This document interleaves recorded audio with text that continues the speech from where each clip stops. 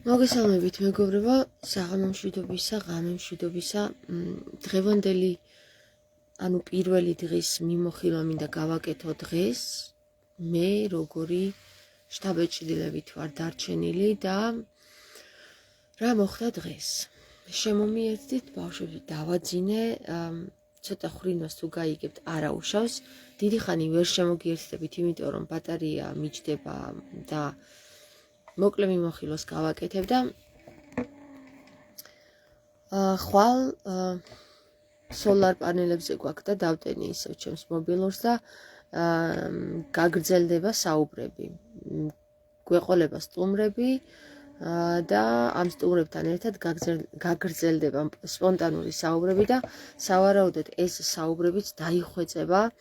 მე პირადად დღეს ძალიან გადატვირთული ვიყავი და ძალიან დაღლილი ვიყავი.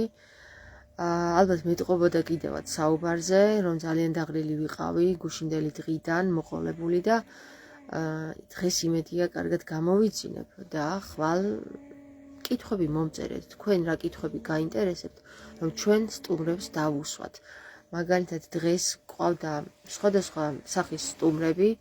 ზოგმა ისურვა ჩაწერა, ზოგმა არ ისურვა ჩაწერა, ჩვენ გავიცანით ეს ადამიანები, გავიცანით ჩვენი ოჯახით, ჩემმა ოჯახმა გაიცნო ეს ხალხი, ჩემმა ბავშვებმაც გაიცნეს ეს ხალხი. ჩვენ ვიყავით ძალიან ოჯახურ წრეში, აი ამ მანქანაში, როგორც ხედავთ, საცხოვრებელ მანქანაში. მოკლეს პატარა სივრცეა, მაგრამ გარეთ ქარი იყო და გარეთ ვერ დაიდგომოდა. აქ ისეთი ადგილია, რომ გარეთ ვერ დავდგებით და ვერ ჩავიწერთ ლაივს, ცივა კიდევაც. აქედან გამომდინარე მანქანაში მოყურშულები და ერთმანეთზე ჩახუტულები, მიწეპებულები გავართ, ზოგი ვზივართ და ვსაუბრობთ ამ საკითხებზე, რაც გვაწუხებს ჩვენ და რაც ჩვენს გულს აწუხებს საქართველოსთვის. რაც შეეხება დღევანდელი დღით, მე ძალიან კმაყოფილი ვარ. არაჩვეულებრივი ადამიანები გავიცანი და ძალიან საქართველოზე შეყვარებული ადამიანები გავიცანი, განსაკუთრებით მანდილოსნები და მამაკაცებიც იყვნენ, რაც ძალიან მახარებს და ხვალ იცით როგორი რამეა მეგობრებო, ზოგიერთი ადამიანისთვის პირდაპირ ეთერში ჩართვა ძალიან რთულია. ეხლა მე მართალია გავვარჯიშდი და ჩემთვის პრინციპში ყოველდღიური ლაიფებია და თუ რამე შემეშლება არც ეს წარმოადგენს პრობლემას, მაგრამ უამრავი ადამიანისთვის იმიტომ კი არა რომ ეშინიათ საკუთარი ვინაობის გამოჩენის, იმიტომ რომ ისინი ცოტა მიუჩვეველები არიან აი ეკრანის წინაშე დგომას და მიუხედავად ამისა რამდენიმე ადამიანმა მაინც მოისურვა ჩაწერა დღეს და იმან ვინც არ მოისურვა ჩაწერა ან ჯერჯერობით ვერ მოახერხა ჩაწერა, მასთან რა თქმა უნდა ვისაუბრეთ და ძალიან საინტერესო იდეები გაგვანდეს. მე ზოგიერთი იდეით ძალიან მოხიბლული ვარ. ამ იდეების შესახებ მეგობრებო, მე ცალკე თემებზე არ ვისაუბრებ ჯერჯერობით. ვეცდები რომ თვითონ ამ ადამიანებს ვასაუბრო და ეს ადამიანები ვასაუბრო, ვისაც გაჟღერება სურს. მაგალითად დღეს გქონდა საუბარი იმ თემებზე, რომ რამდენად მნიშვნელოვანია სოფლის ამოწევა, ანუ სოფლის მეურნეობის თუ სოფლის მოსახლეობის გაძლიერება. ეს აუცილებლად მნიშვნელოვანია საქართველოს წინსვლისთვის და საქართველოს გაბწყინებისთვის. თუ ამას არ გავაკეთებთ ჩვენ ქართველები, ხომ? დარწმუნებული ვიყავით, რომ ჩვენ ძალიან მალე დავკარგავთ სრულიად საქართველოს. მხოლოდ სურვილები არ არის, ჩვენ ასევე ვისაუბრეთ გამოსავალზე თუ როგორ შეიძლება მოგვარდეს ეს თემები და აი რა გზით შეიძლება მოგვარდეს ეს თემები.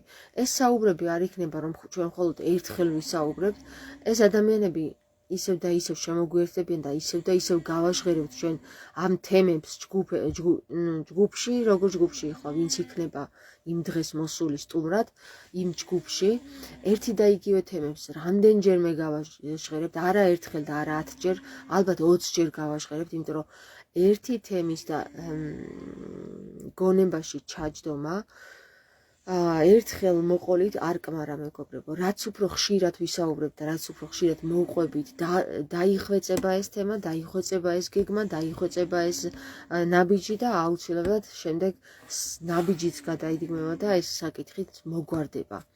როგორც გითხარით, მე ვეცდები რომ არ ავყო ესეთ პროვოკაციულ კომენტარებს, როგორიც არის სექტა ხარ, თქვენ მანდ გიჟები, ექიმები იპოვეთ, ჯობია და ესეთი საკითხები, ასეთ საკითხებს მე საერთოდ პასუხს არ გავცემ და ჩემი თხოვნაა რომ ჩემმა მაყურებელმა, აი ვინც გამიცნო ხო დღეს ხო, მანაც დააიგნოროს ასეთი კომენტარები, არ სწავშილ და მაგის დროც აღარ არის უკვე რომ ეგენი ვიკითხოთ და ვშალოთ და პასუხები გავცეთ ესეთ ხალხს, ჩვენ გადავედით უკვე საქმეზე მეგობრებო რა და საქმე არის გაკეთებელი და ჩვენ აი ამ საქმით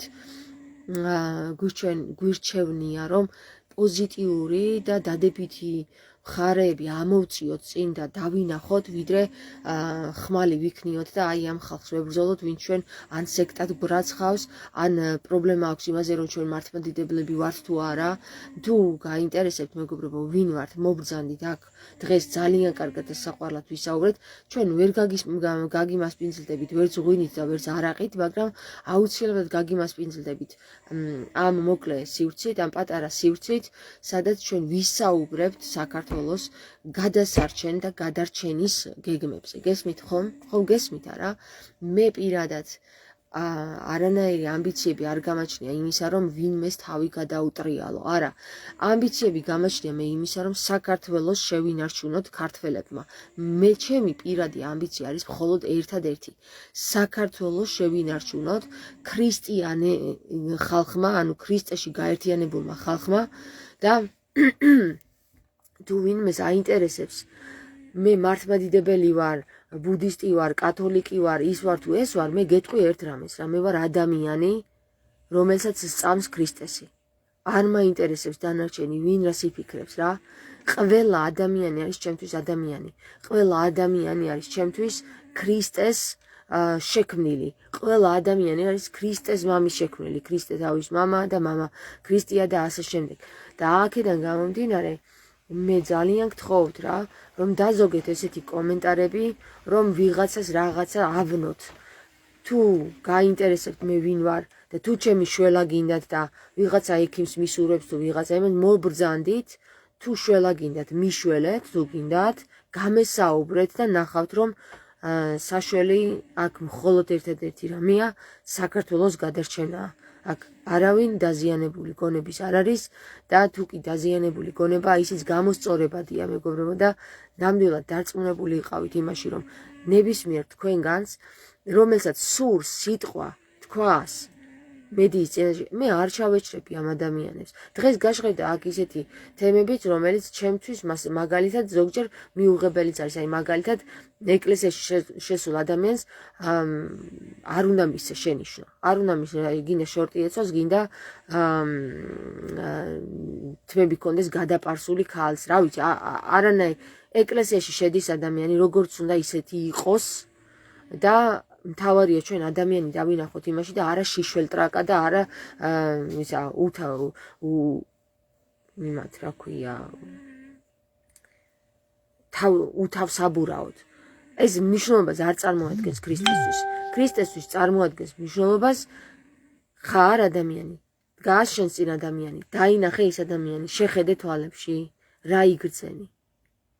აი ეს წარმოადგენს ქრისტესთვის მნიშვნელოვან თემას. მიუხედავად ამისა, ქალბატონმა, რომელმაც ეს გააჟღერა, რომ ეკლესიაში შესულ ადამიანს ერთ დროს მისცა შენიშვნა, იმ ადამიანს ესეთი შეხედულება აქვს ამასთან და მე ამ ადამიანს არ დაუწყებ ნამდვილად. არც ომს და არ ჩხუბს, მას აქვს თავისი შეხედულება და შეუძლია გააკეთოს ის, რაც უნდა რომ გააკეთოს. მაგრამ მნიშვნელოვანი აქ ჩვენთან, აი აქ ჯვარზე რატომ ვართ ხო? ვიღაცამ მკითხავთ, რატო ჯვარიო ეს ამ ბოლო დროს ის გახდაო მოდაშიაო და რა მოდაშია? თუ ვინმეს პრეტენზია აქვს და სხვაგან უნდა შევხვდეთ, მიგვიწვიოს თავისთან და იქ დავდგებით და იქ მოვიწვევ ხალხს. პრეტენზია არ მაქვს მე. მაგრამ ჯვარი არის ის ადგილი, რომელმაც მე აქ ამომიყვანა. ენერგეტიკულად ამომიყვანა აქ და დამაყენა აქ. და აქ დამაწყებინა ლაპარაკი და აქ დააწყებინა ხალხს ლაპარაკი და ამაზე თუ პრეტენზია გაქვთ რომ ჩვენ ჯვარზე ვხვდებით ამაზე უკეთესი ადგილი ვერსად ვერ მოიძებნება საქართველოს ვერც ერთ კუთხე კუნჭულში. იცით რატომ? გინდა გითხრათ რატომ? იმიტომ რომ პირველი როცა წმინდა ნინო შემოვიდა, პირველად სადაც ილოცა ამოვიდა აქ და დადგა ამ ადგილზე და გამოეცხადა მას ანგელოზთა დასი. არ დადგა იქ სადაც სვეტი ცხოველია, არ დადგა იქ სადაც ეხლა სამება აშენეს, არ დადგა სხვაგან, აქ დადგა მეგობრებო წმინდა ნინო და აქ ილოცა წმინდა ნინომ და აქ გამოეცხადა ანგელოზთა დასი და აქ ვიქნებით ის ქართველები, რომლებიც გავაჟღერებთ ჩვენ სიტყვას საქართველოს გასაბრწყინებლად. ხვდებით ხომ ახლა რატომ ვარ ჯვარზე?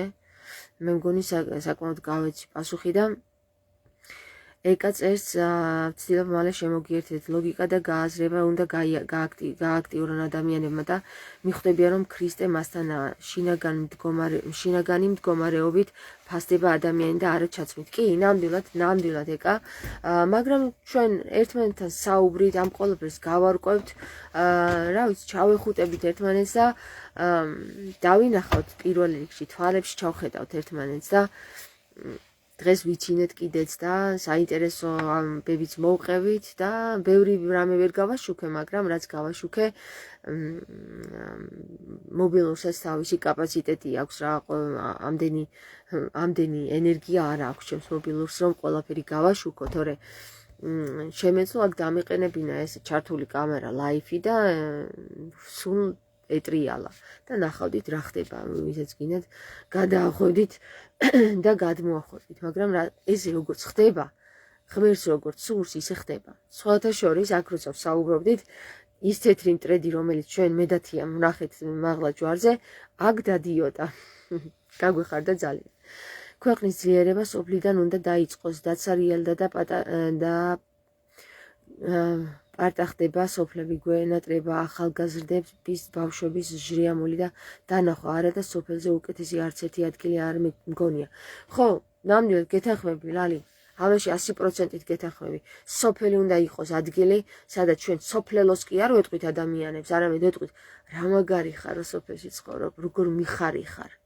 ღმერთმა გაგახაროს, ღმერთმა ძალა მოგცეს, რომ სოფლად ხარ და სოფელში მიწასთან მუშაობ. გესმით? არ გადმოგიტრიალო მგონება, ძალიან გთხოვთ.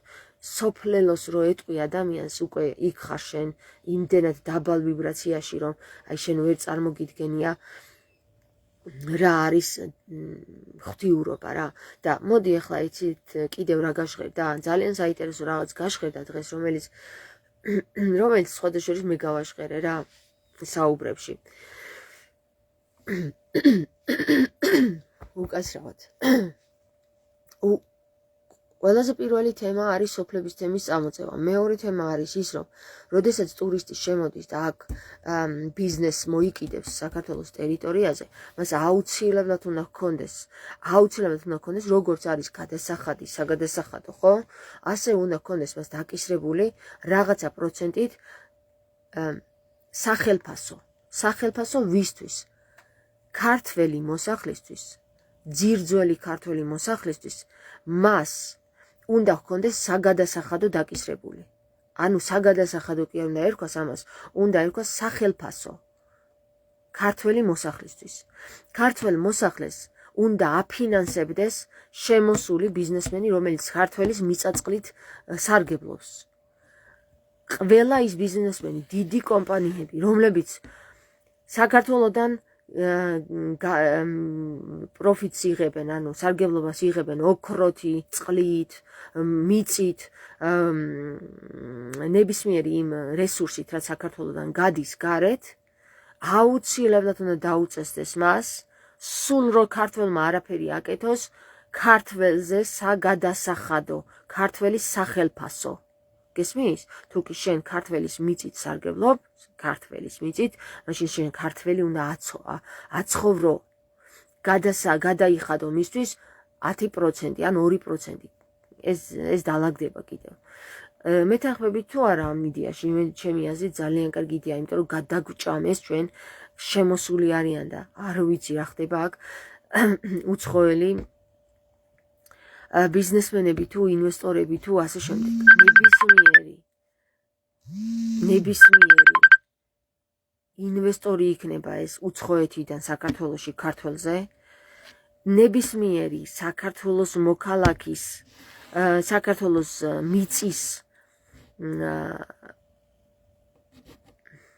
გამომუშავებელი იქნება ეს თუ საქართველოს რაიმე სახის მეტალისა თუ ჰაერის სუნთქველი იქნება აუცილებლად უნდა უხდიდეს ქართველს სახელფასოს ეს იყო ჩემგან ეს თემა რომელიც პირდაპირ ჩემი მეუღლე ხომ არის გერმანელი ჩემი მეუღლე უნდა მიხდიდეს მე სახელფასოს მე კი არა მარტო რახან მე ქართველი ვარ ყველა ქართველს ამიტომ უნდა დაწესდეს ბიუჯეტი სადაც ის გადაიხდის თავისი შემოსავლებიდან რაღაცა პროცენტს რომ ყველა ქართველს და ქართველი კიდე უნდა იქნეს გამოკვლეული აუცილებლად გამოკვლეული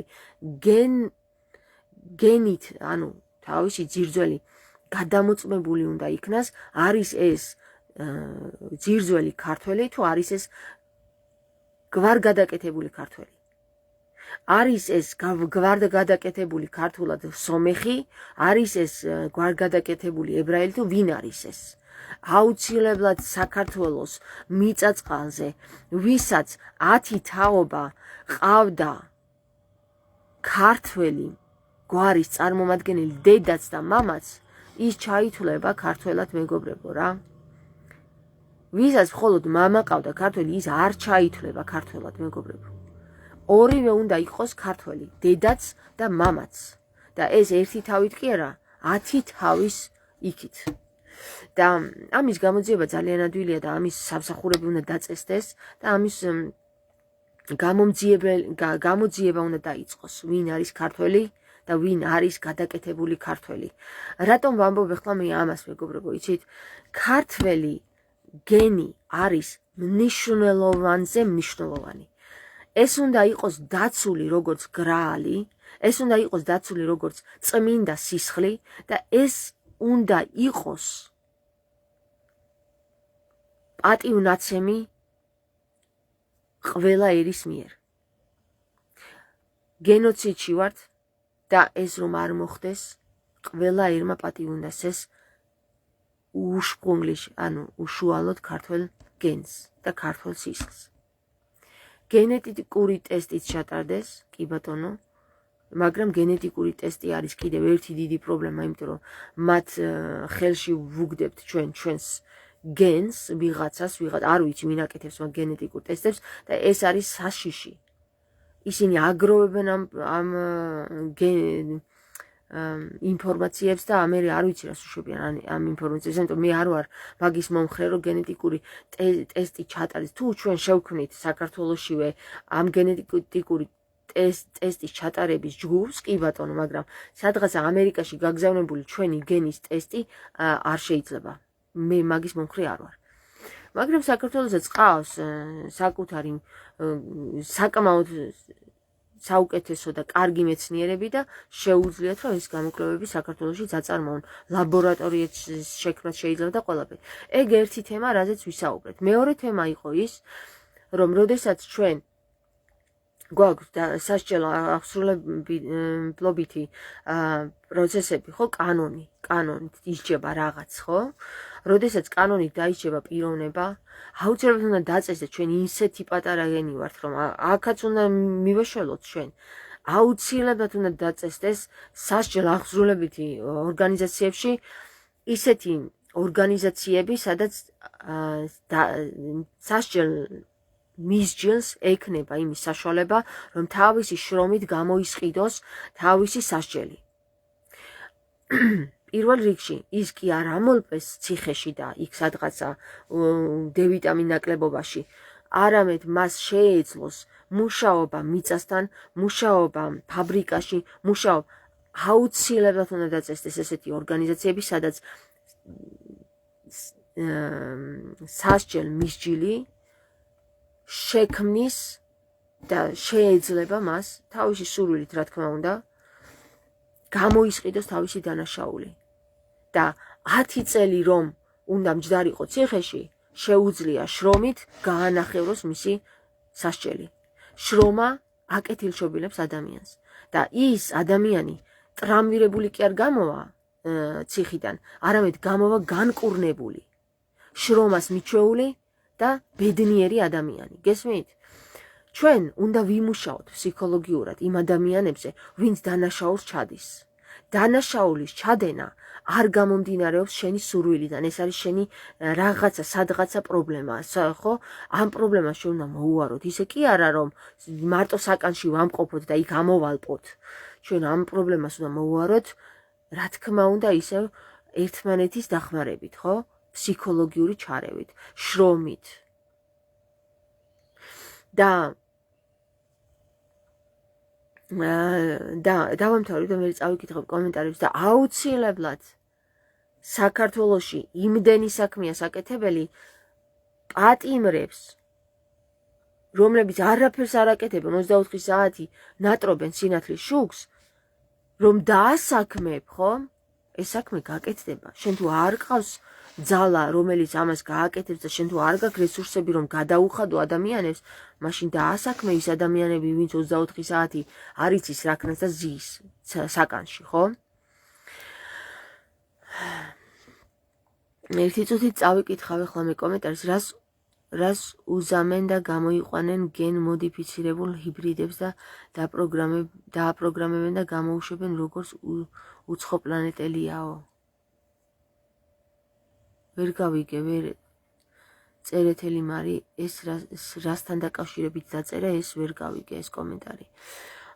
რას გამოუშვებენ, რას უზამენ და გამოიყვანენ გენ მოდიფიცირებულ ჰიბრიდებს. ვერ ხვდები, ვერ ვაკავშირებ, რასთან დაკავშირებით დაწერა ეს კომენტარი. გადავიდეთ, რიმა ახალაძე წერს, ძალიან კარგი სოფელი მაქვს თამარ, მშობლიური, არავინ სოფლიდან არ წასულა, ყველა არის მის სახლებში. ახალგაზრდები მიდიან სამუშაოდ, მაგრამ ყველა უკან ბრუნდებიან.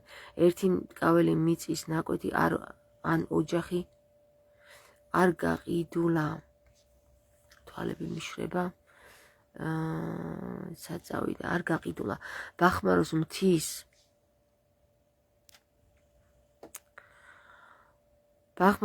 ძირში ჩემი სოფელი ნაკადული ქვია სახელი კარგი ჰაერი, კარგი წყალი, არა ასფალტირებული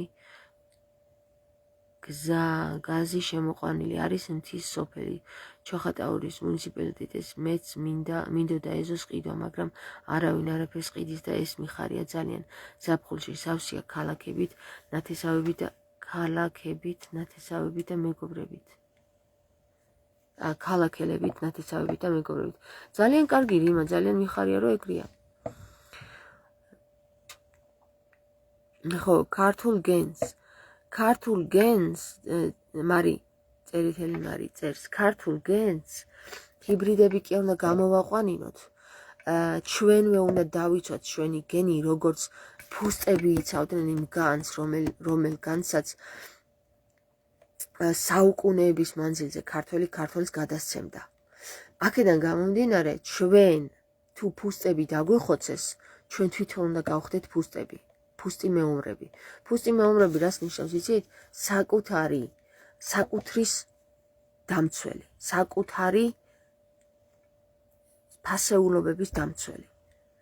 შენ არავინ არ მოვა და ევროპა კი არ გადაგისვავს ხელს და გეტყვის, უი რა კარგი გოგო ხარ, რა კარგი ბიჭი ხარ, რა კარგი გენი გაქვს. არავინ არ ისავს მაგას, მეგობრებო.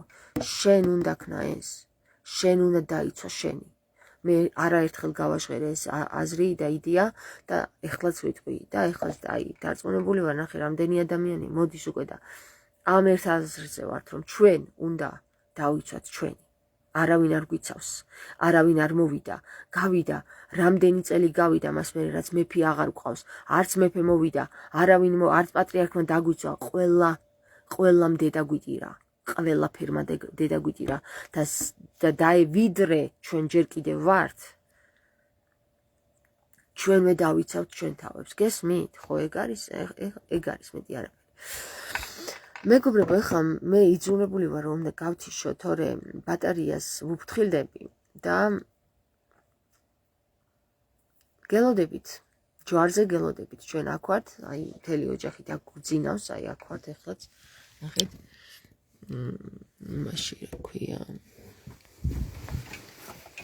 გარეთ გაგახედებთ, აი აქ ჯვარზე ვართ,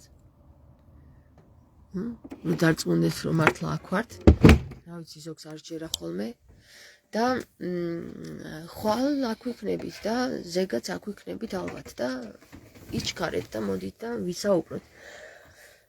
დღის რომელ ნახევარში მოხვალთ ეგ ჩემთვის მნიშვნელოვანი არ არის, აქ ისეთი ამბავი იყო, რომ ძლივს ვახერხებდი სტუმრების მიღება გამასპინძლებას არა, ვერ გაგიმასპინძლდებით ახლა ჩვენ აქ, მაგრამ მიღება გაცილებას, ესე ვიტყვი. ხო და ხო, გელოდებით. გავაჟღეროთ, ვისაუბროთ, აი დღეს როგორც ვისაუბროთ, ეს აუცილებელია საუბარი, ერთმანეთში საუბარი, ვიცინოთ, ვიტიროთ და რა ვიცი, ყველაფერი გავაკეთოთ, რაც ჩვენს გულს გაეხარება. არა, ეხლა ყველაფერი ნამდვილად არა, ცუდი არა, კარგი გავაკეთოთ ყველაფერი. აბა გაკოცეთ და მადლობა უფალს, რომ ეს იდეა მომაწოდა რა, აი მართლა დიდი მადლობა მე ამისათვის უფალ იესო ქრისტეს, რომ ამ იდეის ეს იდეა მომაწოდა და განმახორციელებინა კიდეც რა. დღეს დავrწმუნდი, რომ ძალიან მაგარი იდეაა. გაკოცეთ.